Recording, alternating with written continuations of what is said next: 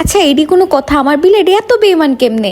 এডির আব্বার লগে ঝগড়া বিবাদ কইরা আমি বাসায় আনলাম, আর এখন আমার বাপেরই এত পছন্দ করে। আব্বু বাসায় আসা মাত্রই তারা খাটের উপরে উঠা এরকম ভিড় জমায় রাখে আব্বুর কাছে, আর আব্বুরে দিয়ে আবার শরীরও টিপায়। মানে আমার বাপের কথা হচ্ছে ওরা সারাদিন খুব পরিশ্রম করে, হাঁটাহাঁটি করে, ওদের শরীর ব্যথা করে, তো আব্বু হচ্ছে এমনি ওদেরকে শরীর টিপ্পা দেয়। আর আমার বিড়াইগুলোও হচ্ছে এমনি সিরিয়ালে একজনের পর একজন আসতে থাকে আর এমনি শরীর টিপায়। মানে যে জায়গায় আমার বাপে বিড়াল পছন্দই করতো না, আর এখন কিনা শরীর টিপে দিচ্ছে। মানে আমার বাপের সামনে বিলাইগুলো এমন একটা ভান ধরে যেন তারা খুব সারাদিন পরিশ্রম করছে, শরীর ব্যথা একদম নড়তেই পারতেছে না। আর একটু পরে দেখে আমার বাপে জানি কি জানি খাওয়াইতেছে। আমি যখন জিজ্ঞেস করলাম কি খাওয়াবো, এই যে আস্তে করে বালিশের নিচে কিন্তু লুকাই ফেলতে দিছিল। তো আমি তো দেখে ফেলছি এখানে কানিবার হচ্ছে ট্রিট খাওয়াইতেছে। তো আব্বুরে বললাম বুঝলাম না তুমি আবার এসব ট্রিট কখন আনো?